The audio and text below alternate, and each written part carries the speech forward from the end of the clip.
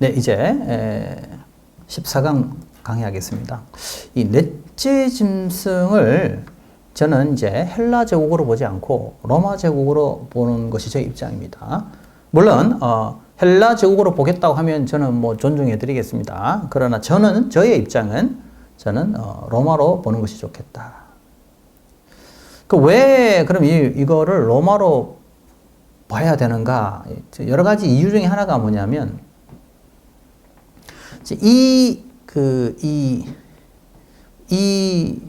넷째 짐승을 로마로 보는 이유는 이 짐승이 도래한 다음에 인자가 와서 이 나라를 허물어 버리거든요. 그러면 이제 인자 같은 이죠. 인자 같은 이. 그럼 인자 같은 이가 와서 이걸 허물어 버리는데 그러면 오늘 다니엘서 보면요 이렇게 돼 있어요. 9절에 보면 내가 보니 왕자가 놓이고 옛적부터 항상 계신 이가 좌장한데 이제 하나님이죠. 성부 하나님이시죠. 그의 옷은 희기가 눈 같고 그의 머리털은 깨끗한 양의 털 같고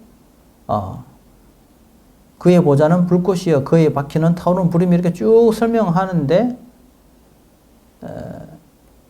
그 다음에 13절에 보면 이런 표현이 있죠. 내가 또 밤 환상 중에 보니 인자 같은 이가 하늘 구름을 타고 와서 인자 같은 이가 구름을 타고 옛적부터 항상 계신 이에게 나아가 옛적부터 항상 계신 이가 이제 하나님 성부 하나님이라고 볼 수 있고요.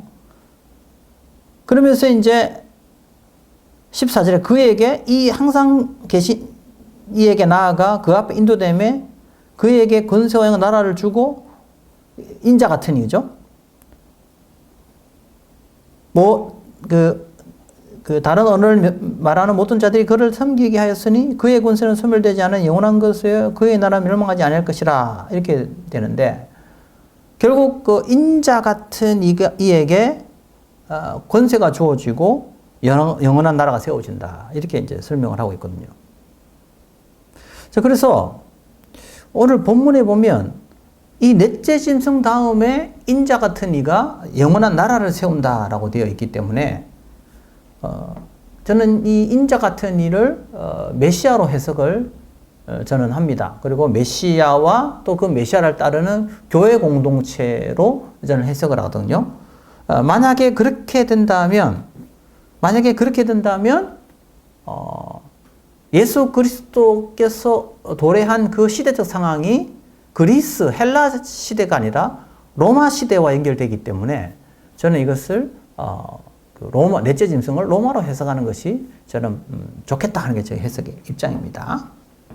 물론 이제 아까 말씀드린 대로 이것을 넷째 짐승을 헬라로 봤을 때는 안티코스 에피파네스와 연결시킬 수 있기 때문에 그런 어떤 또 장점은 있겠죠. 그러나 저는 그 작은 뿔, 한 개의 작은 뿔을 저는 로마 제국에 속해 있는 그런 또 그 하나님을 대항하는 그런 왕들로 이렇게 해석할 수도 있겠다. 그것은 또 적그리스도를 나타내는 표현으로 볼 수 있겠다. 어떠한 특정한 왕을 이렇게 가리키는 것이 아니고 그 하나님을 대항하는 악의 세력인 적그리스도를 상징하는 표현으로 저는 볼 수 있겠다 이런 생각이 듭니다. 자, 그러면 이 인자 같은 이게 이제 굉장히 또 논쟁이 되는 그런 또 학자들마다 관심을 많이 가지는 주제인데요. 인자 같은 이를 어떻게 해석하느냐 했을 때 세 가지 해석으로 나눠집니다. 크게 세 가지 해석으로 나누는데 첫 번째는 인자 같은 이를 천사장으로 보는 거죠. 천사장 미가엘로 해석하는 입장입니다. 왜냐하면은 18절과 27절에 보면은 어떤 표현이 나와 있냐면은 이런 표현들이 나와 있거든요. 거룩한 자들이라는 표현이 나옵니다. 거룩한 자들. 그래서 거룩하다 할 때는 주로 이 거룩한 자들은 천사를 가리키기 때문에 그래서 천사들을 이끄는 천사장. 그래서 인자 같은 이를 천사장으로 해석하는 입장이 있다. 그러나 이제 여기 보시면 21절에 보면 내가 본 적 이 뿔이 성도들과 더불어 싸워 그들에게 이겼더니 옛적부터 항상 계신 이가 와서 지극히 높은 이의 성도들을 위하여 원한을 풀어주고 때가 이르면 성도들이 나라를 얻었다 이렇게 되어 있어서 이 인자 같은 이는 또 뭐와 관련되어 있냐면 고난과 관련이 있어요. 고난을 받고 그죠? 핍박을 경험하는 것으로 나와 있기 때문에 천사장 미가엘이 고난과 핍박을 받는다는 것은 설명하기 좀 어렵거든요. 그래서 이 해석은 좀 적절하지 않다. 두 번째 입장은 이제 메시아로 보는 입장이죠. 인자 같은 메시아. 이 메시아적 입장을 가장 지지해 주는 것은 바로 이제 신약의 본문이죠. 신약의 본문. 예를 들면 마가복음 같은 경우 14장.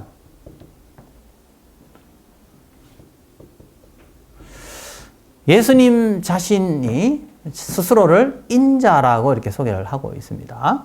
그래서 이제 이 신약의 많은 학자들이 예수님께서 사용하신 인자 칭호는 예수님께서 사람이라는 것을 강조하는 것이 아니고 다니엘서 7장 13절에 등장하는 하늘로부터 구름을 타고 오는 인자 같은 이를 예수님께서 염두에 두셨다 이렇게 이제 봅니다. 만약에 그렇다면 모양은 인자 같지만 하늘 구름을 타고 왔다니까 이것은 기원이 땅에 있는 것이 아니고 하늘에 있는 것이고 그런 의미에서 이 인자 같은 이는 사실은 천상적 존재다. 신적 존재다. 이렇게 이제 해석을 하는 것이죠. 그래서 예수님은 자기 자신이 바로 천상으로부터 온 바로 그 신적인 존재, 즉 모양은 사람의 인자같이 했지만 사실은 메시아, 즉 하나님의 아들이다 이렇게 이제 해석을 하는 것이죠. 이 해석도 굉장히 저는 설득력이 있고 저는 맞다고 생각합니다. 그래서 이 인자는 결국 메시아다, 신적 존재를 뜻한다 이렇게 볼 수 있겠습니다.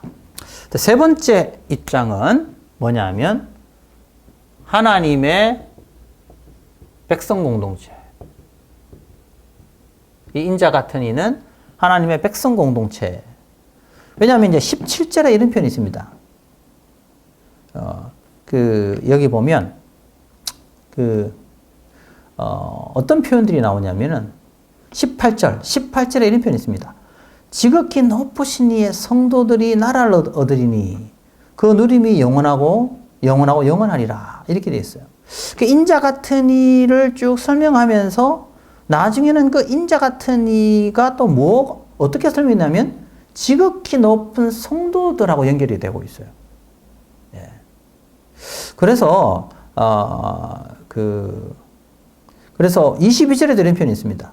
옛적부터 항상 계신 이가 와서 지극히 높으신 이의 성도들을 위하여 이렇게 되어 있거든요. 그래서 인자 같은 이는 또 하나님의 백성으로 설명되고 있기 때문에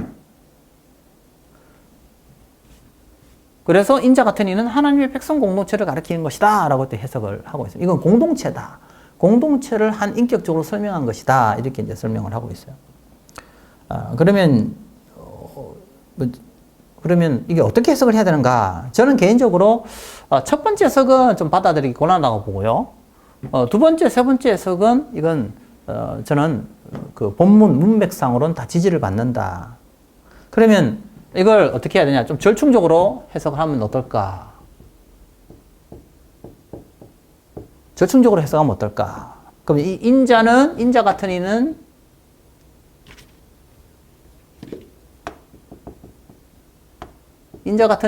어떤 존재인가? 인자 같은 이는 개인인데 공동체를 대표한다. 이렇게 이제 좀 해석할 수 있지 않을까. 마치 각각의 네 짐승들을 보면 네 짐승은 제국을 상징하면서도 또 그 제국의 왕과 연결되어 있듯이 느부갓네살을 가리키기도 하지만 또 느부갓네살이 다스리는 제국을 뜻하기도 하고 또 헬라 제국은 알렉산더를 가리키기도 하지만 또 알렉산더가 통치하는 그 제국을 뜻할 수도 있기 때문에 오늘 여기에 나오는 인자 같은 이도 역시 개인으로서는 메시아를 뜻하지만 그러나 또 그 메시아를 믿는 메시아의 공동체 연결되어서 해석될 수 있다. 그래서 저는 신약에 보면 항상 그리스도와 교회는 분리되지 않잖아요. 그래서 교회는 그리스도의 머리다 이렇게 되어 있기 때문에 그래서 그리스도와 교회가 분리될 수 없듯이 이건 같은 운명 공동체로 볼 수 있잖아요.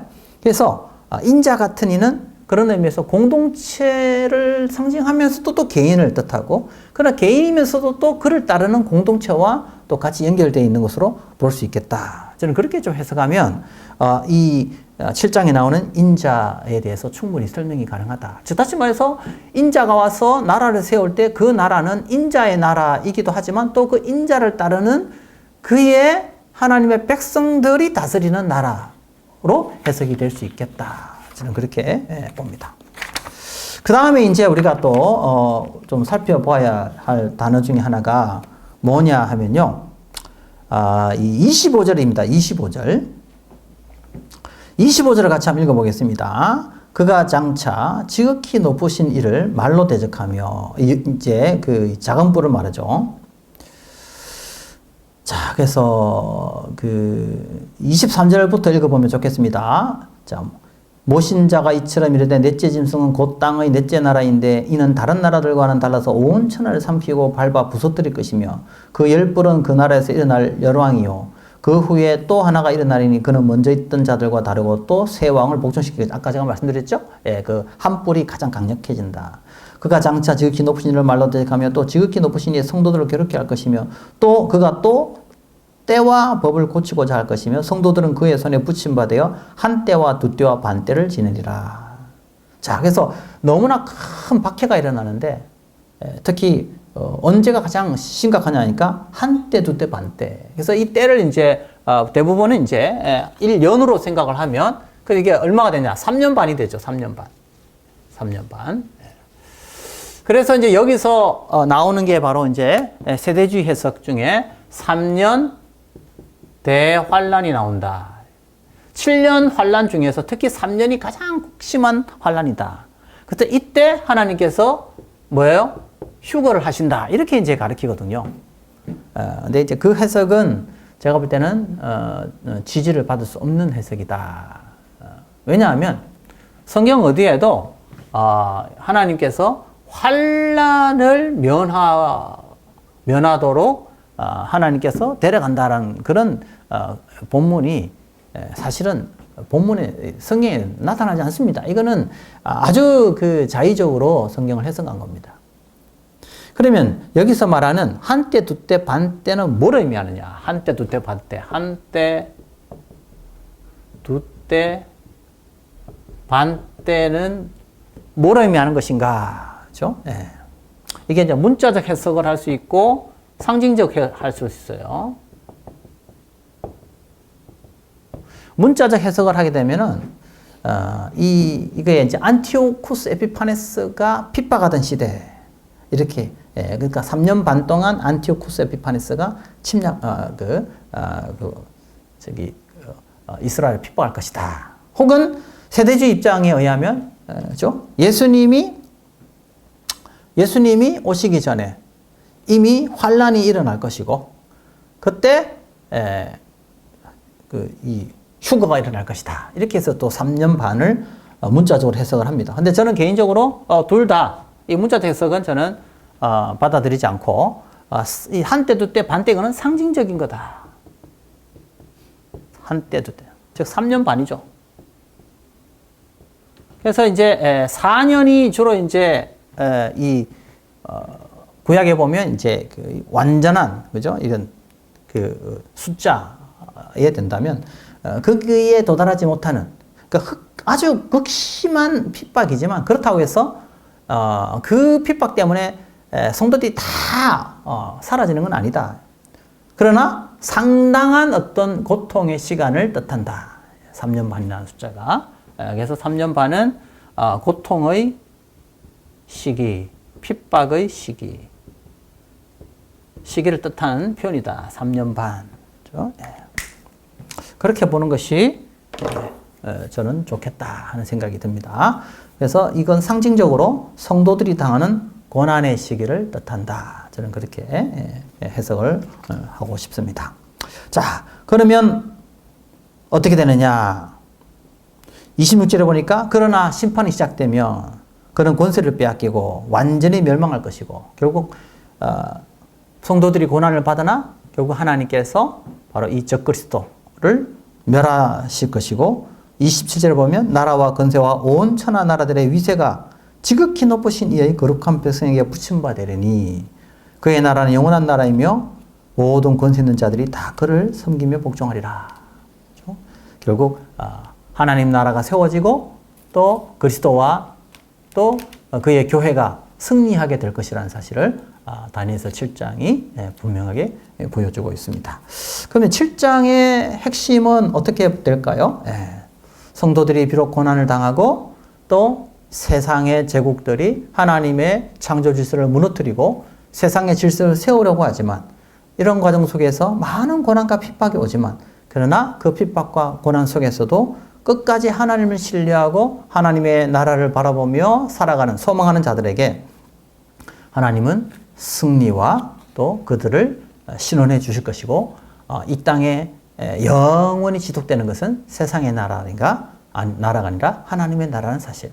그래서 이 세워지는 네 제국들은 다 하나님의 심판에 의해서 무너질 수밖에 없다는 사실을 분명하게 보여주고 있습니다. 그런 의미에서 오늘날 우리가 살아가면서 참 이 세상의 도전이 너무나 강력하고 너무나 무섭죠.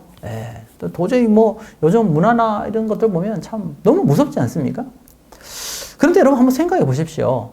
역사 이래로 이러한 큰 도전이 없었던 시대가 어디 있습니까? 한번 생각해 보시면. 세계대전이 일어나고, 심지어 히틀러 같은 사람은 정말, 무자비하게 사람을 죽이고, 그리고, 여러분 알다시피 일본 같은 나라들도 얼마나 무자비하게 사람들을 죽이는 이러한 거대한 핍박들이 역사 속에서 계속 있어 왔습니다. 세상은 계속해서 도전해 오고 그리스도인들은 끊임없이 핍박받고 고통받아 왔습니다. 그런데 결과는 어땠습니까? 세상의 나라가 이기지 아니하고 교회는 사라지지 않고 지금도 든든히 서서 하나님 나라의 복음이 선포되고 있습니다. 오늘 우리 시대도 거대한 세력들이 지금 도전해 오고 있습니다. 하나님 나라를 무너뜨리려고 합니다. 그러나 여러분, 분명한 사실은 그 세력들은 결코 이길 수 없다는 겁니다. 하나님의 나라가 반드시 승리할 것입니다. 비록 우리 눈에는 지금 현실은 굉장히 어려워 보이지만 결국은 미래의 승리는 이미 결정되어 있다는 사실입니다. 우리는 거기에 소망을 품고 하나님 앞에서 오늘 이 시대를 살아가야 될 줄로 믿습니다. 우리 다니엘서 8장으로 넘어가 보겠습니다. 우리 다니엘서 8장은 이게 두 가지입니다.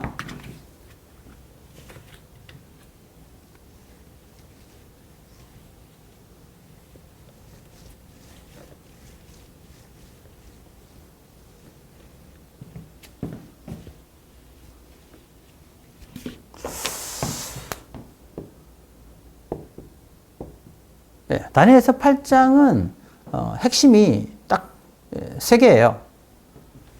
다니엘서 8장도 이제 환상을 보는데 이게 어린 양이 나오고 그 다음에 이제 염소가 나오고 그 다음에 뭐가 나오냐니까 작은 뿔이 나옵니다. 그러면 어린 양은 메데파사예요. 염소는 뭘까요? 헬라예요. 작은 뿔은 뭡니까? 이건 안티오쿠스 에피파네스입니다.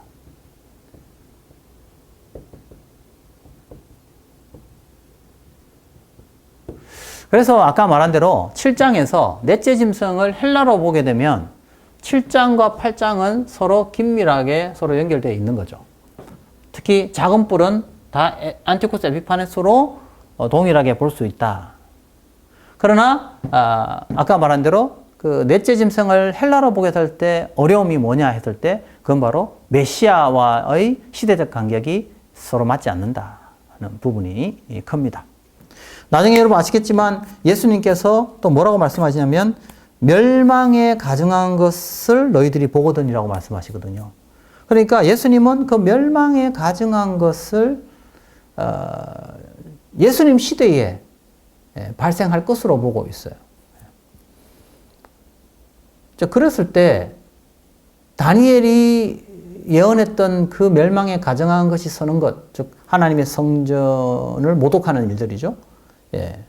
그게 다니엘은 예수님 시대에 지금 발생할 것임을 예고하고 있단 말이죠. 이것은 이제 로마에 의해서 성전이 회파되고 이스라엘 백성들이 멸망당하게 될 것임을 로마 티투스 장군에 의해서 이루어질 것임을 예고하고 있는 것으로 해석을 하게 되면, 그러면 결국 이제 이 넷째 짐승은 로마와 연결시키는 것이 저는 다니엘서와 신약이 서로 잘 연결될 수 있겠다는 생각이 듭니다. 또 어떤 학자들은 그렇게 이야기하겠죠. 그것은 예수님께서 말씀하신 것은 안티오코스 에피파네스의 사건이 그와 유사한 사건이 지금 그 로마 시대에 다시 재현될 것이라는 것을 이야기하는 것이다라고 또 해석하기도 해요. 물론 그렇게 해석할 수도 있죠. 해석할 수 있는데 저는 그 다니엘의 그 예언이 로마 시대에 이루어지고 있다 이렇게 이제 보는 것이 저는 더 적절하겠다는 생각이 듭니다. 자, 그래서 7장과 8장을 비교해 봤을 때 저는 7장의 작은뿔하고 8장의 작은뿔을 좀 분리해서 해석할 수 있지 않겠는가 하는 생각입니다. 그래서 7장의 작은뿔은 로마 시대 이후에 등장할 적그리스도로 그렇게 해석하는 것이 좋을 것 같고, 만약에 그렇게 되면 8장의 작은뿔과 7장의 작은뿔은 좀 다르게 해석할 수 있겠다는 생각이 듭니다. 자, 그러나 뭐 7장의 작은뿔과 8장의 작은뿔을 같은 뿔로 보고 안티오코스 에피파네스로 해석하는 분의 입장은 저는 존중합니다. 뭐 어떤 것이 옳고 그르다라는 것보다는 자신의 해석에 좀 더 정확성을 설명해내는 것이 좋겠다. 저는 개인적으로 그래서 7장의 작은뿔은 로마 시대와 연결시키고, 그래서 저는 7장의 작은뿔과 8장의 작은뿔을 저는 다르게 해석하고 싶습니다. 자, 그러면 그래서 이제 7장의 작은뿔 이후에는 하나님 나라가 도래하지만요, 8장의 작은뿔 이후에는 하나님 나라가 도래하지 않습니다. 네. 그리고 이제 7장은 넷째 짐승을 염소가 아닌 철로 된 짐승으로 설명하고 있기 때문에 그런 점에서 7장과 8장을 직접적으로 연결시키는 것은 좀 무리가 있겠다 하는 생각이 듭니다. 자, 그럼 8장에서는 핵심이 결국 뭐냐 했을 때 아까 말한 대로 뭐 어린 양, 메데파사, 염소는 헬라가 되고 핵심은 여기에 있어요.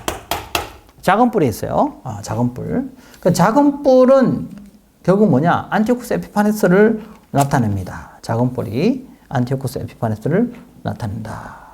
9절에 나옵니다. 9절에 한번 봅시다. 9절. 그 중에 한 뿔에서 또 작은 뿔 하나가 나서 남쪽과 동쪽과 또 영화로운 땅을 향하여 심히 커지더니 안티오코스 에피파네스를 뜻합니다.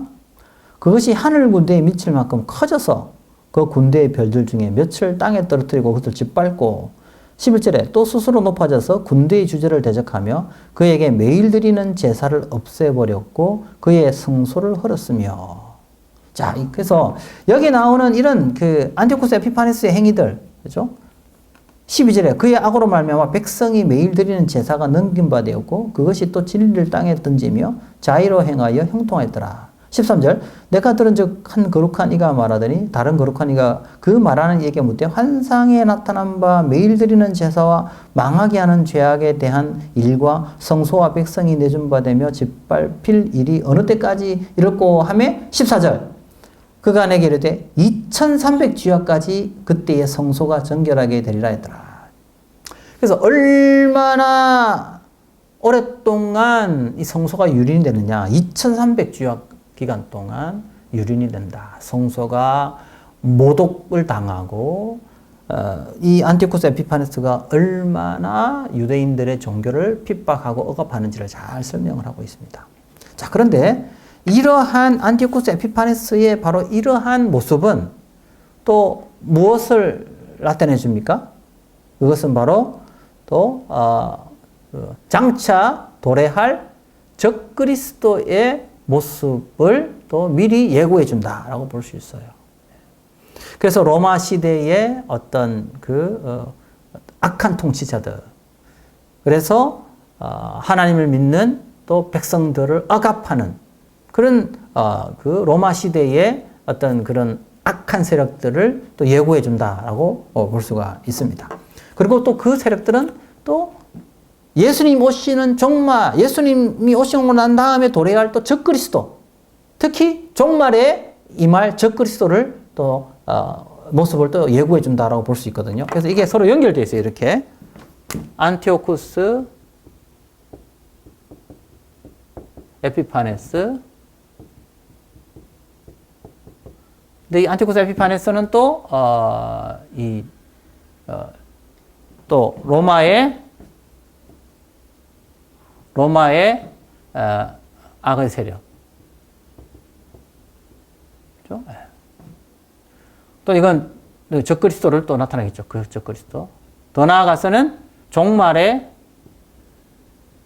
적그리스도. 이게 서로 연결이 되는 거죠. 다 이게 서로 연결이 되는 거죠. 예? 분리되는 것이 아니고 이것을 예고해주고 또 이것을 예고해주는 어떤 그런 그림을 볼 수가 있겠습니다. 예를 들면 이런 표현들이 있죠.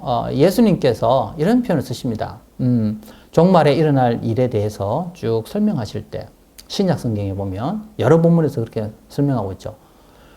어떤 설명을 드리냐면은 그 독수리가 오는 것을 볼 것이다. 이렇게 표현을 하면서 그때에 그 아이를 임신한 사람이 아이를 임신하지 못한 사람들보다 더 고통스러울 것이다. 이런 표현을 쓰거든요. 그러면서 이제 이거는 뭘 의미하냐면은 로마의 공격에 의해서 이스라엘이 결국 심판당하게 될 것이라는 것을 보여주고 있어요. 그래서 이 시대는 극심한 혼란의 시대고 이보다 더 큰 고통의 시대는 없을 것이다 라고 하면서 예수님께서 말씀하셔요. 자, 그렇게 말씀하시면서 예수님 또 뭐라고 말씀하시냐면은 그때 인자가 구름을 타고 올 거다라는 표현을 또 씁니다. 그래서 마치 이게 로마에 의해서 이스라엘이 멸망을 당할 그 종말의 사건과 장차 예수님이 도래할 구름을 타고 오실 그 진짜 종말이 이 서로 같이 지금 연결되어서 지금 예수님께서 예고하고 있거든요. 그래서 뭐 신약학자들은 이걸 따로따로 분리해서 이걸 어떻게 다양한 해석을 하고 있습니다. 그건 저는 개인적으로 볼 때 예수님께서는 이 두 가지 사건이 서로 긴밀하게 연결되어 있기 때문에 같이 연결해서 예수님께서 말씀하셨다고 봐요.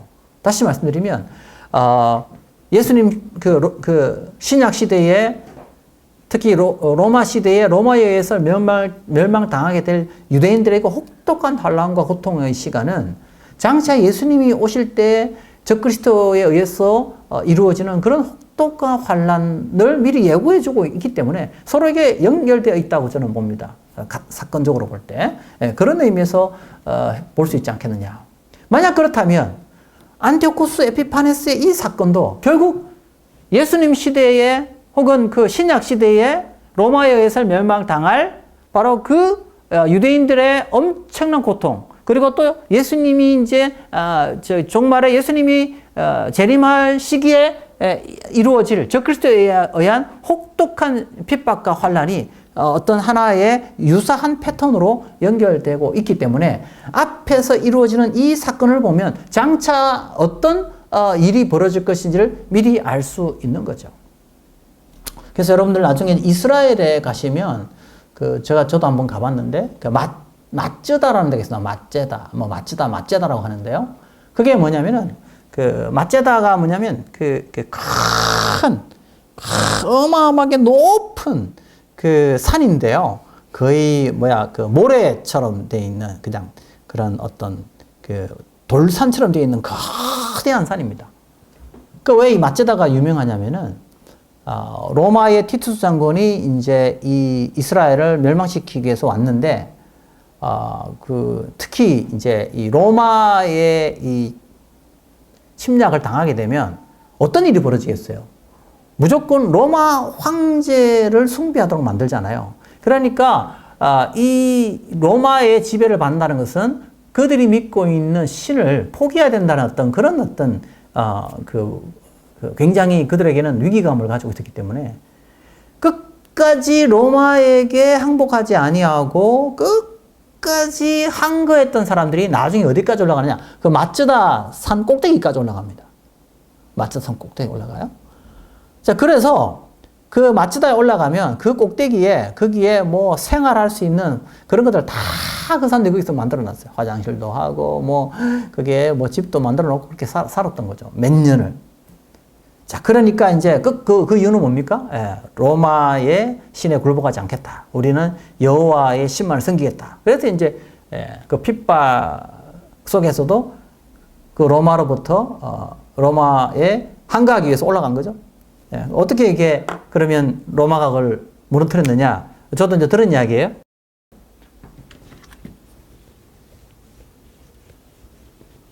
이렇게 이제 맞추다가 이렇게 손에 있으면 여기서 이제 생활했단 말이죠. 그러니까 어떻게 했느냐? 로마의 티투스 장군이 거기와 같은 높이의 산을 만들어서 연결해서 정복했다는 거죠. 그래서 제가 그 이야기 듣고 참 대단하다. 정말 대단하다. 로마라는 이 나라가 특히 그들의 그 군사적 전략이라는 게 대단하다 하는 생각이 듭니다. 그래서 이제 그런데 이제 유대인들은 자살을 하면 안 되니까 결국 로마에게 군대에게 우리가 항복할 수 없으니 결국은 죽여달라고 그래서 한 사람이 한 사람을 죽이고 그래서 뭐 이건 정확한 뭐 소스는 아니지만 왜 이 이야기가 알려졌느냐? 마지막에 한 사람은 자기가 죽을 수 없어서 그래서 이 이야기가 결국 그 사람을 통해서 전달되었다라고 이야기는 들었는데 뭐 제 이야기가 틀릴 수도 있고요. 저도 전해드린 이야기입니다만은 어쨌든 핵심은 뭐냐면 그만큼 그 로마의 어떤 공격과 로마의 어떤 그 힘이 얼마나 막강했는가. 그리고 그 당시 유대인들이 결국 로마에 의하여 굴복되었다는 것은 엄청난 핍박과 환난과 고통을 상징하는 것이다 라는 것을 보여주는 것입니다. 자, 그래서 오늘 본문에 보면은 이런 그 안티오코스의 이 모습은 적그리스도의 모습과 상당히 유사한데 특히 이제 오늘 본문에 보니까 안티오코스 에피파네스가 어떠냐? 강성하다. 그리고 굉장히 힘을 가지고 있다 하고 있거든요. 근데 성경에도 보면 적그리스도를 어떻게 소개하고 있냐면 엄청난 힘을 소유한 존재로 소개하고 있습니다. 그 다음에 파기와 살육을 일삼고 그러나 이제 핵심이 뭐냐면 이거예요. 그들의 권세는 안티오코스 에피파네스의 권세는 영원하지 않다. 그죠? 잠깐의 권세를 누린다. 그러니까 이 로마도 마찬가지죠. 그 권세가 영원하지 않았고 결국은 로마도 이제 망하게 됩니다. 마찬가지입니다. 종말의 적그리스도의 어떤 그 핍박이 아무리 혹독하다 할지라도 그것은 잠깐의 어떤 그런 그 핍박과 그 고통이다 이렇게 볼 수 있을 것 같아요. 그래서 이제 그러나 잠깐의 그 권세이지만 상당한 어떤 그런 핍박을 가한다. 근데 그 핍박의 내용이 뭐죠? 그 핍박은 결국 핍박의 핵심은 뭡니까? 핍박의 핵심은 결국 하나님을 경배하는 것, 하나님을 예배하는 것을 못하게 하는 거죠. 하나님을 예배하는 순간, 하나님을 경배하는 순간 오히려 공격을 하고 고통스럽게 한다.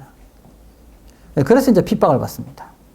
그런 내용들이 핵심을 이루고 있다 이렇게 볼 수가 있겠습니다. 그 다음에 또 이제 또 특징이 뭐냐면 이 적그리스도의 특징은 뭐냐면 상당히 교만해서 마치 자기를 신처럼 그렇게 소개합니다.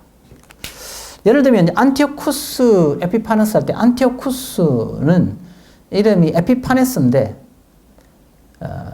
그런데 이게 에피파네스 안티오쿠스는 자기를 에피파네스라고 하는데 에피파네스라는 말의 뜻이 뭐냐?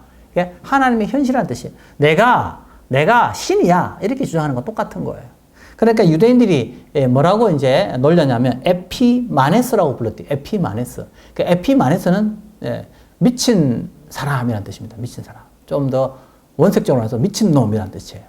그러니까 유대인들은 어떻게 에피파네스를 에피마네스라고 하면서 그의 이 교만함에 대해서 조롱을 했다 이렇게 볼 수 있습니다. 자, 어쨌든 이 안티오코스 에피파네스는 이 적그리스도를 예고해주고 있고 특히 종말에 임할 적그리스도의 모습을 미리 예시해주고 있다 이렇게 볼 수가 있겠습니다. 자, 그 다음에 이제 이 정도로 이제 우리가 좀 보고요. 이제 본문으로 우리가 본문을 이제 8장은 그렇게 해석하면 될 것 같습니다. 그럼 마지막에 이제 우리 나오는 이제 2300주야 이건 우리가 이제 어떻게 해석해야 될 것인가 이걸 이제 뭐 여러 가지 해석이 있습니다. 이것도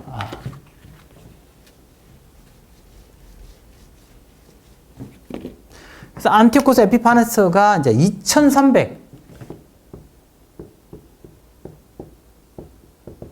2300주야 기간 동안 이제 그 핍박을 하는데요.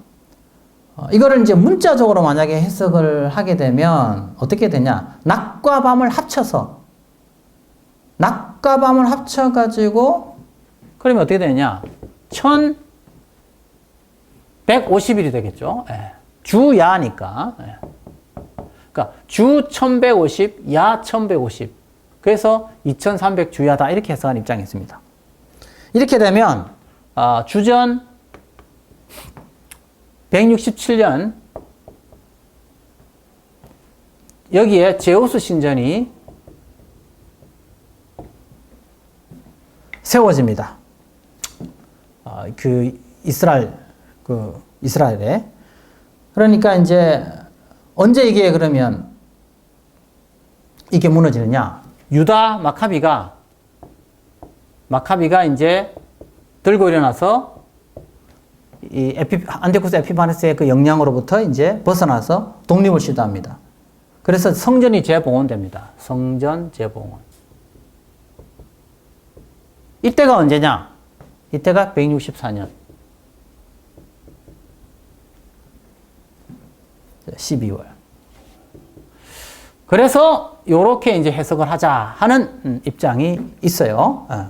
그런데 두 번째 해석은 아예 2301로 해석하자. 주야를 딱 따로 보지 말고. 그래서 이제 주야라는 표현은 구약의 관용적 표현이기 때문에 그래서 박해의 시작을 언제로 보느냐. 그래서 170년. 110년 이때가 언제냐? 대제사장 온니아스 3세가 이제 살해당합니다. 그래서 이렇게 해석을 하자 하는 입장이 나눠져 있는데 어떤 해석이 정확한 해석인지는 저는 알 수가 없지만 두 가지 해석 다 가능한 해석일 수 있겠다. 다만 핵심적인 내용은 뭐냐면은 안티오코스 에피파네스에 의해서 그 이스라엘의 성전이 그 엄청난 그런 안티오코스 에피파네스에 의해서 성전이 유린을 당하고 심지어 거기서 돼지 피를 거기에 뿌리고 그래서 심지어 많은 사람들이 고통을 겪게 되었다 하는 사실을 역사 사례를 통해서 나타납니다. 심지어 이제 이 안티오코스 에피파네스는 어떤 식으로 했냐면은 유대인들을요 그 대중들이 있는 앞에서 옷을 벗게 합니다. 옷을 벗게 하면 어떻게 됩니까? 할례 받는 게 나오지 않습니까? 그러면서 이제 조롱하고 심지어는 핍박을 합니다. 그래서 그때 당시에는 이 할례 받은 것을 숨기려고 했다는 그런 그 자료들이 나옵니다. 그래서 얼마나 그 악한 행위를 했는지를 잘 알 수 있습니다. 아까 말씀드린 대로 또 돼지풀 뿌리고 제우스 신전을 세우고 그래서 제대로 하나님을 예배하고 섬길 수 있는 기회를 가질 수 없는 그런 혹독한 암흑의 시간이었다 이렇게 볼 수 있습니다. 안티오코스 에피파네스가 다스리던 시기가. 그러면 안티오코스 에피파네스가 다스리는 바로 그 시기는 또 뭘 의미하느냐? 장차 적그리스도에 의해서 고통당하는 시간이 바로 이런 암흑의 시간과 같은 것이다.